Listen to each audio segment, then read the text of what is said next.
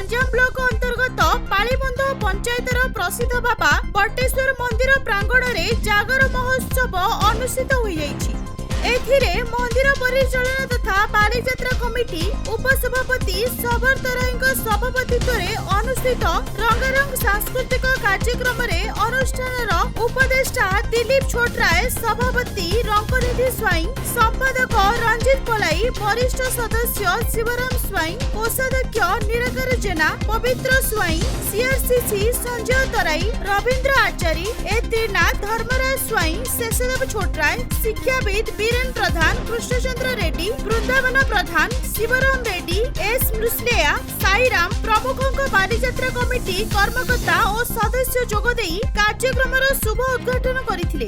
कंटियागढ़, नीलाद्रिपुर, खटुआकुदा, गोखरकुदा, मयूरपदा, पोड़ापेटा प्रमुख 6 खंड ग्राम रे रहिथिबा विभिन्न विद्यालयर छात्र छात्री माने मध्य संबलपुरी भजन और विभिन्न क्लासिकल संगीतर मधुर मूर्छनर ताले ताले नृत्य प्रदर्शन रे दर्शकों मन मोहिथिले।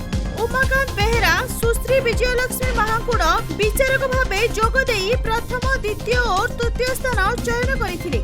सांस्कृतिक कार्यक्रम को उपस्थापिका रश्मिता दलई संयोजन करथिले। शेषरे कृति प्रतियोगी मानकु मंदिर परिचालन कमिटी पक्षरु मानपत्र और सील प्रदान पूर्वक सम्मानित कर जायतिला। प्रारंभ में छत्रपुर, गंजाम और रंभा अंचलर समस्त गणमाध्यम प्रतिनिधि मानकु सम्मानित कर जायतिला।